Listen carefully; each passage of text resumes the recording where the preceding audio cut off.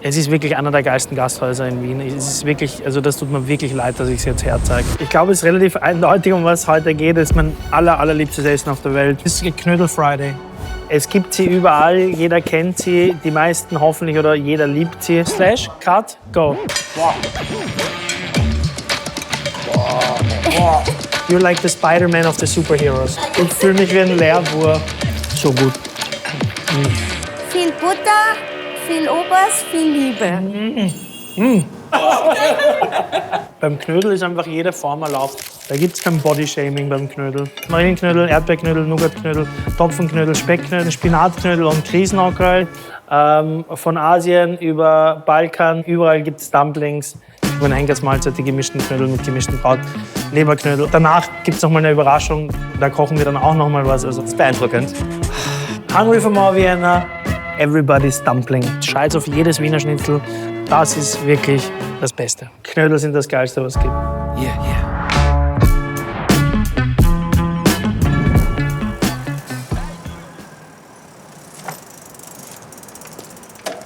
Also wir sind heute in einem Laden, den man eigentlich gar nicht aussprechen kann. Ich kann ihn relativ gut aussprechen, weil ich hier sogar mal gearbeitet habe. Es ist das Gasthaus von meiner Mutter, Gasthaus Woraschitzky. Die Mutti ist eine grandiose Wirtin, die kann gar nicht kochen. Sie ist wahrscheinlich die schlechteste Köchin der Welt, aber eben die beste Wirtin auf der Welt wahrscheinlich. Die sind hier bekannt ein bisschen für die Marillenknödel auch, also bitte, wenn ihr da seid, herkommen. Let's go. Hallo Mutti. Oh, Luigi, hello. Alles laut. Alles laut. Kommst du in die Küche schauen heute? Ja, sicher. Hallo Martinovic. Geht. Und jetzt? Ist gut. Danke, dass wir euch schon am frühen Morgen belästigen. Zunächst nur wegen euch da heute. Der Martin ist aufgestanden, ich bin aufgestanden. Der Martin ist ein Kind, der muss sowieso aufstehen. Ja, ich nicht mehr, ich bin schon zu alt. Ich stehe auf, weil ich schon zu alt bin. Das stimmt. Möchtest du einen Pfiff? Noch nicht, das ist noch vor 10. Okay. Marillenknödel ist immer das Urthema. Also wir haben es dann während der Marillenzeit dann immer und da ist wirklich ganz narrisch geht's da dazu. Ja. Und wir machen Erdäpfelteig. Also wir machen immer Erdäpfelteig und keinen Topfenteig. Die Leute fragen immer. Und ich glaube, die Leute essen auch lieber den Erdäpfelteig. Du bist die schlechteste Köchin der Welt, aber auch die beste Wirtin der Welt. Und ich kann nur Gutes erklären, wie man es kocht, ne? Solange ich es nicht machen muss. Aber danke fürs Kompliment. Weißt du, warum die Kaspressknädel heißen, obwohl sie flach sind? Ich habe mir das nämlich schon ein paar Mal überlegt. Weil das Weiß die Antwort das jetzt sind ja nicht? eigentlich keine Knödel. Tatsächlich. Normalerweise stellst du nämlich die Frage, wissen, was die Antwort ist. Ich hole jetzt nämlich ein bisschen aus, ich habe ein bisschen recherchiert, weil eigentlich... Warum fragst du überhaupt? Ja, damit ich zum Reden komme. Okay. Tatsächlich war das ganz früher so in der Steinzeit noch, dass Knödel entstanden sind aus einem Brei. Und damit man das transportieren Warte, ich gehe aus dem kann. Bild Nein, hör auf! Es ist urinteressant. Ja, nein, Es ist ja. nervenzerfetzend interessant fast. ja, Ja. das stimmt. Und damit man das transportieren kann, diesen festen Brei, hat man den zu Knödeln geformt. Aber hatten die in der Steinzeit schon Hosentaschen? Naja, wenn wir schon dabei sind, Knödel, das Wort kommt tatsächlich von dem lateinischen Wort Nodus und das heißt Knoten. Knoten. Und von diesem Nodus kommt auch das Wort Nudeln. Süße Knödel sind überhaupt erst dann relativ spät gekommen. Die waren erst dann so ab dem 18. Jahrhundert, weil davor konnten sich die armen Leute zum Beispiel den Zucker nicht leisten. Und dann Aberglauben gibt es auch tatsächlich, man soll nie die Knödel zählen, wenn man welche macht. Und man darf einen Knödel nicht schneiden eigentlich. Das ist in Oberösterreich Das ist Also mit der Gabel quasi. in Oberösterreich ist das Todesstrafe. Martinovic, Okay. wie geht's? Martin, Gut, selbst? Ja, sehr gut. Ich habe euch, dich vor allem, weil du machst ja da die Hauptarbeit, angepriesen als ein wahrer Geheimtipp in der Stadt Wien. Was ist das Geheimnis? Also ich mache den Erdäpfelteig nicht mit Mehl, sondern mit Maizena. Ah ja. Ist auch fluffiger der Teig und nicht so sättigend wie mit dem Mehl. Mit dem Mehl ist es also so peppig und es ist auch zwei Knödel und du bist satt. Ja. Von denen kannst du 3, 4 essen und Das heißt, es ist gut für den Umsatz, weil die Leute bestellen nach. Sehr gut. was das Gute ist, mit den Erdäpfelteig kannst du auch salzige Sachen machen. Also du Ja. kannst Speckknödel, Krammerknödel, Blunzenknödel machen. Und bei den Süßspeisen halt eben mit Erdbeeren, mit Marille, mit Zwetschgen, mit Nougat, also wirklich Ja. verschiedenste Sachen. Und dann geht es auch noch Topfenknödel. Servus. Topfenknödel, da muss halt wichtig auch noch einen Tag vorher den Topfen beschweren und dann den Teig machen. Dass er trocken ist. Genau. Ja. Ich finde das Knödel dran schon arg. Ich glaube, bei mir wurden die Knödel so In den groß. Knödel dreht. Na Gott sei Dank. Na Gott sei Dank. Dann sind alle aufreißen. Ich muss jetzt aber leider sagen, Ja. das ist ja noch ein bisschen ein Geheimnis, wenn man sich ganz, ganz blöd anstellt. Du fragst Dann dann. muss Ich habe heute noch was Spezielles vor, das darf ich aber niemandem sagen. Was? Ist das ein Geheimnis? Das ist mir sehr gut auf. Nein, die sind keine Geheimnisse gut aufgehoben. Da weiß das ganze Lokal spätestens um 11.30 Uhr. Und ich bräuchte bitte eine extra Portion von allen Knödeln zum Mitnehmen. Ja, dann machen wir auf die Garten noch welche. Okay, und als nächstes, was ist der nächste Schritt? Kochen natürlich. Jetzt kochen wir es, ja?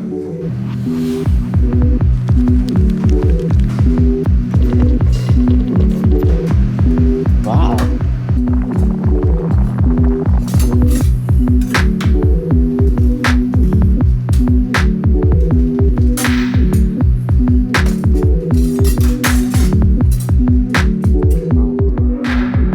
Topfen, Erdbeer, Speck, Nougat und Marille. Sieht man schon, ist noch richtig geil weich. Topfen, Erdbeer, Speck, Nougat und Marille. Die Königsklasse. Königsklasse. Das Beste kommt zum Schluss. Warum ins Woroschitski gehen? A, weil die Mutti so cool ist. B, weil der Laden geil ist. C, weil das Essen geil ist. Aber auch wegen dem Marienknödel. Und Marille. Perfekt. Knödel in der Früh, wie kann ein Tag besser starten? Wirklich. Das könnte man in Österreich oder in Wien echt auch einführen, dass einfach Knödel so ein Frühstück wird. Wir haben mal eine Idee. Das wäre mega. Ich glaube, das ist eher eben so die Tradition und wie es halt so ist. Anstatt Porridge haust du halt einen Marienknödel rein. Leider müssen wir zum Glück müssen wir schon wieder mehr Knödel noch essen. Eigentlich. Ich sage wirklich danke. Es war uns ein Vergnügen. Also, Danke fürs Frühstück. vielleicht auch für den Martin. Ich muss noch ein Selfie von uns drei machen. Schwarze Box. Uppercut, punches got him busting up. Potion in his double cup, liquor got him buttered up. Yeah, not my competition. Every track is like I got bubble guts. Fast life, buckle up. Also, hoppala. Upsi. Wir sind jetzt angekommen im Knödelparadies bei der Knödelkönigin, Knödelgöttin zur Herknerin. Da drüben gibt es übrigens zum alten Knopfkönig. Vielleicht ist es ja passend, dass man hier dann so zur jungen Knödelkönigin, weil sie ist relativ jung, die Steffi. Ja, ich bin mega excited.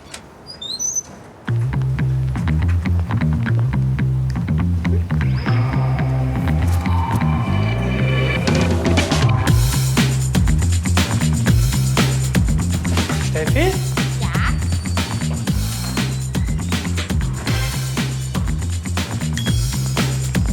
Wow. Steffi. Finally. Ja, das habe ich auch schon gesagt. Ich war noch nie hier. So geil bei dir. Was ist das? Ist das der Drum? Ja. Alter, wie geil ist das? Dominik Team, bitte. Ja, da hat die Familie mit mir Knödelseminar gemacht. Na, wirklich? Ja, Das ist der Papa. das ist der Papa, ja. Da auch. Das sind die alten Speisekarten von ihm. Ah, wirklich? Und wo hast du Knödeln gelernt? Bei der Mama natürlich. der Mama. Ja, sicher. Meine Mama war ja der Lehrling meines Papas. Ah, wirklich? Da bin ich drinnen schon. Deshalb spannt es Der da. Papa, der Spitzbur. Sehr schön. Schick. Was ist dein Lieblingsknödel? Kammerknödel. Schau mal in die Küche. Ja. Komm mit mir. Und jetzt könnte man Spinatknödel machen. Den ist das nicht offen. Da habe ich die falsche Seite. Danke. Dann schauen wir mal ein bisschen nach vielleicht. Ja. You wanna get your hands dirty? Yes. Und dann logischerweise Milch. Und dann Secret Weapon im Hause Herkner, Spargel. Schlagobers. Dann gebe ich immer ein bisschen Olivenöl. Da wollen wir nicht sparen. Eier. Und dann haben wir es eigentlich schon. Also da sieht man eben, wie schnell das geht. Super. Und dann, ich gebe auch immer ein bisschen Parmesan noch hinein. Also nur nicht zu viel drücken, dass wir die Ja, Würfel sozusagen, dass wir die dann nachher schön haben. Ja, Ich fühle mich wie ein Lehrbuhr. okay. Das ist kein Tennisball. Ja. Weniger Fine Dining, more.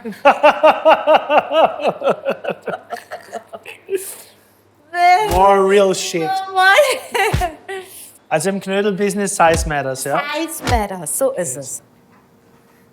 Die tragst du aber jetzt genau wie auf dem Logo. Besteck? Ach, Darf ich. Darf man Knödel wirklich nicht schneiden? ich weiß nicht. Also letztens hat mich sogar wer angeschrieben, weil er gesehen hat, dass ich sie Wirklich? geschnitten habe. Ja, bitte. Wie man. Ja. Aber die sind ja nur fluffig. Ja, darum, ja, Bist du deppert? weißt du. Viel Butter, viel Obers, viel Liebe. Da muss man halt schon sagen, die Wiener machen anscheinend doch besser Spinatknödel als die Südtiroler. Wo jeder. Sorry. So, jetzt kommt die Hausmedizin, Luki. Es gibt die Christknödelsuppe.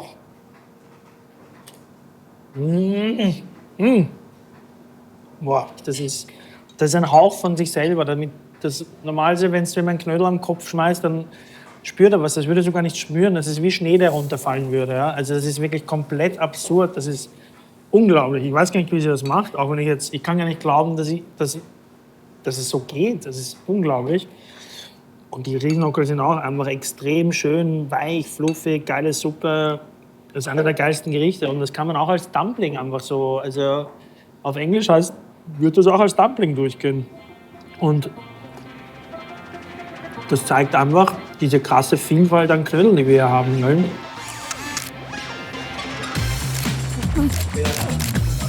Hungry for more Vienna. Everybody's dumpling.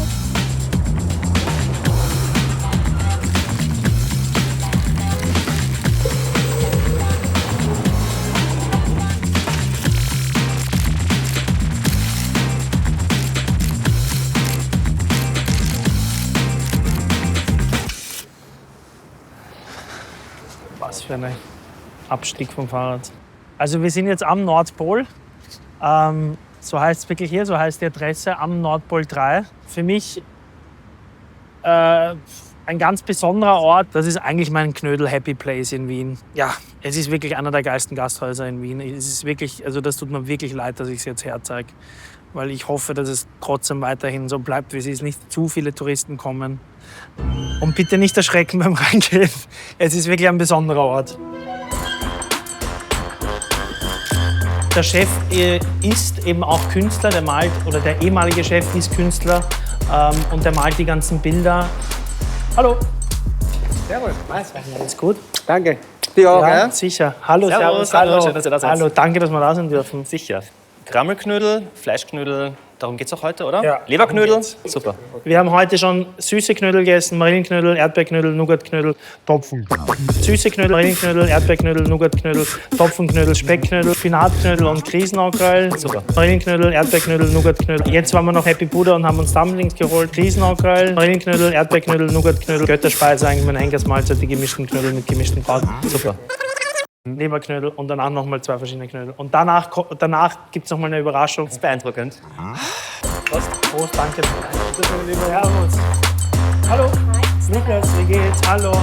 Habt ihr auch ein Bier mitgebracht? Ja, hier. Danke. Servus, wie geht's? Alles gut? Alles gut bei dir? Ja. Also nur ganz kurz, ich bin ja wirklich größter Krammelknödel-Fan. Ich habe schon erwähnt, gibt es in Wien so selten nur noch leider. Deswegen seid ihr natürlich für mich der Pilgerort der Krammelknödel oder der gemischten Knödel, das gemischte Kraut. Und ihr seid ja eigentlich ein böhmisches Lokal, Böhmisch-Tschechien. Böhmisch, bin Ja. ich Österreicher auch. Ja, ja. Aber Nein, aber ich meine, das ist ja so ein bisschen vermischt. Ich meine, die Österreicher haben alles überall gefladert. Ja, genau. Ist das auch schon, ist das wurscht? Als Dessert ist man Marshall an. Genau, weil, so ist es. wir nehmen ja auch eine Portion mit, bitte. Und wir nehmen auch 2 oder 3 Portionen, weil die da draußen wollen ja alle essen.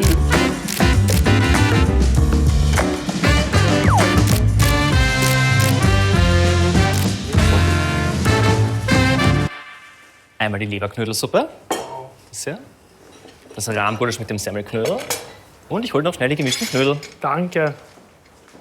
Die gemischten Knödel, bitte sehr. Danke, Guten Appetit. danke. Und Bovidel-Taschel, bist du der Mir geht's gut. Warte, darf ich noch ein Foto von dir machen mit dem Bovidel-Taschel? Okay. Mega, die sind richtig gut. In Wien werden sie oft gekocht, im Westen werden sie oft frittiert eigentlich. Das mag ich nicht so gerne, ich mag die gekochten lieber. Song? Also eigentlich habe ich die Folge mehr oder weniger, eigentlich ist die Idee der Folge wegen diesem Laden entstanden, weil ich einfach unbedingt zeigen wollte, wie toll das hier ist, wie geil der Laden ist. Gulasch mit Knödel. Knödel ist eben auch eine Beilage, also in dem Fall ist es ziemlich groß für eine Beilage. Aber Knödel kann der Main Act sein, aber es kann auch der Sidekick sein.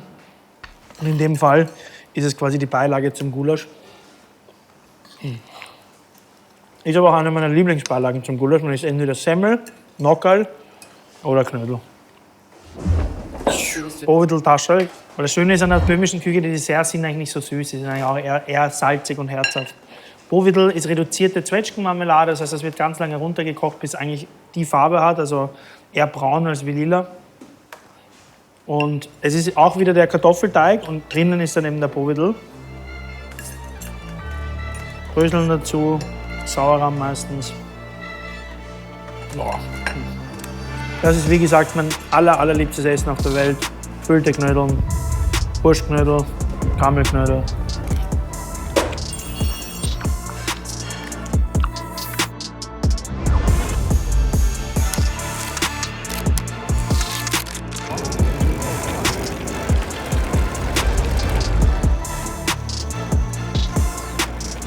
Wir sind jetzt in meinem Heimatbezirk, wo ich aufgewachsen bin, im 20. Endlich, danke, gibt es im 20. auch noch ein zweites Lokal, nämlich das Rossbar Zentraler. Grandiose Köche, Ola und Armin, die machen das gemeinsam. Es ist wahrscheinlich das neighborhoodigste Neighborhood-Lokal in ganz Wien. Ich habe hier nur Kindheitserinnerungen. Hier war die Polizeistation. Da war der Bosch, das war der beste Schnitzeldandler. Daneben war der Otto, das war der Schreibwagendandler. Da drüben habe ich meine Mickey Mouse Donnerstag immer gekauft. Dort war das Süßwarengeschäft. Hier bin ich zum Fußballspielen nach der Volksschule immer gegangen in den Augarten. Ja, also das ist wirklich mein Hut quasi. Und ja, ich habe aber auch überall Knödel gesammelt. Ich bin Knödelsammler. Und mit denen habe ich natürlich heute noch was vor. Das bleibt streng geheim, das seht ihr später. Habe aber auch noch einen Blumenstrauß mitgebracht. Leider nicht für die Gastgeber, sondern zum Essen. Einmal Bärlauch aus dem Augarten, gleich da vorne. Und dann habe ich noch vor dem Nordpol zufällig wilden Kerbel gefunden. Den habe ich auch gleich mitgenommen. Ein bisschen selbstgemachtes Sriracha vom Papa, weil der Chris braucht was Scharfes. Hallo. Hallo. Wie geht's? Hola. Hola. Hi. Good. How is it when you're in Spain? Do they say like hola, hola? Yeah, it's a lot of explanation. It's a lot of explanation. Yes, hi, but it is my name as well. So. Hola, hola. I don't think anybody has like this simplicity of a neighborhood place that you guys do, you know, like it's just something where you really want to go, it's comforting, but it's still special, you know, and nobody nails this like you guys in Vienna. And like you're like the Spider-Man of the superheroes. That's great. Yes. Thanks. Exactly what we're trying to do. I still have to eat, guys, I'm sorry. Yeah. I'm not hungry, but actually a little bit. Okay. Ja?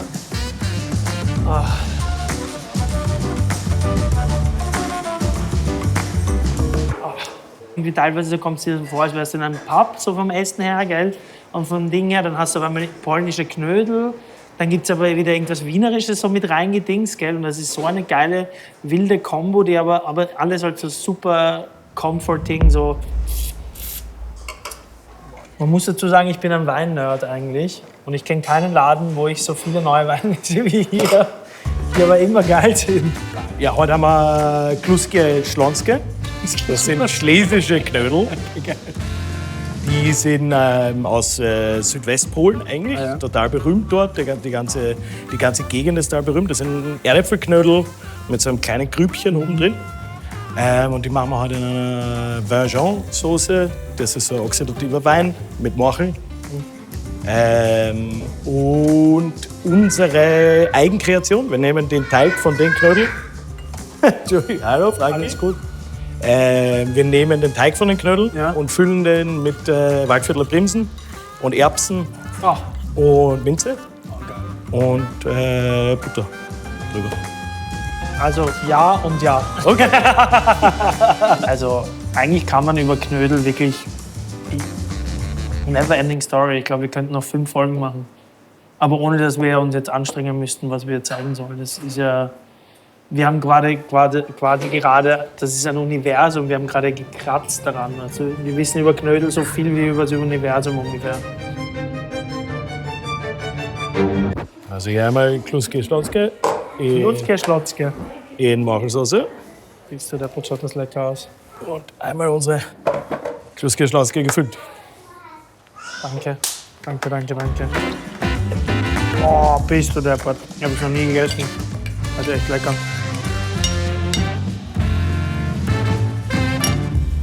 Beim Knödel ist einfach jede Form erlaubt. Also, das ist so sollte die Menschheit agieren. Alles ist erlaubt. Dünn, dick, rund, groß, Loch, ohne Loch.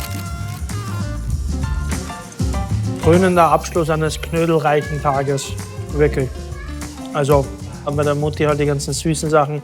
Dann bei der Herknerin ihre krassen leichten Spinatknödel. Dann diese böhmische Küche.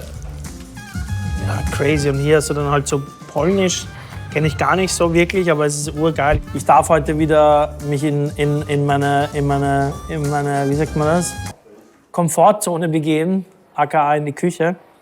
Und wir haben mir eine Kleinigkeit überlegt eigentlich und wir haben halt überall die Knödeln gesammelt, mitgenommen. Ganz viele verschiedene einfach. Also wie gesagt, von groß zu klein zu rund, Nockelformen, also alles ist dabei. Semmelknödel, Spinatknödel, Schlawinska, Babinska, Leberknödel, Sumai, mischte Knödel mit gemischtem Kraut, Schinken chinesische, die Grießnockelsuppe, Germknödel chinesische, Speckknödel, Reisteig-Dumplings, Tofu-Hautröllchen, gibt sowas, Knoblauchöl, was auch immer. Und meine Oma macht das, was die macht. Die macht Kletzenbrot im Winter, die nimmt den Kletzen, die Kletzenmischung und füllt die Knödel mit. So Chili-Butter drauf. So. Genau. Die Blätter sind als erstes, dann kommt die Bärlauchknospe, dann kommen die Blüten.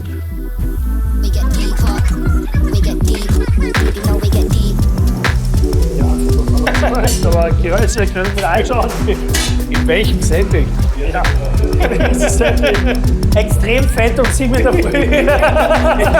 Das beste Chili Crisp, das gibt. Ich hatte schon eine starke Sucht drauf übrigens, habe aufgehört damit. Machen. Sauerkraut. Okay, ein paar Erbsen, damit wir gesund bleiben.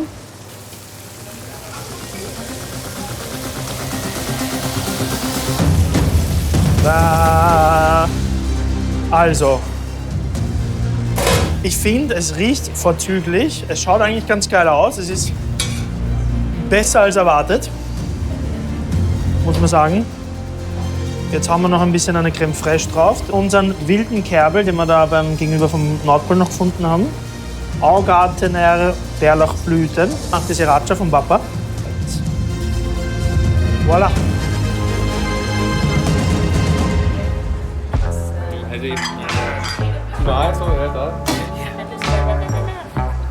Yeah, uppercut punches got him busting up. Potion in his double cup. Liquor got Keep on rolling, pussy. Every track is like I got bubble guts. Fast life, buckle up. Yeah.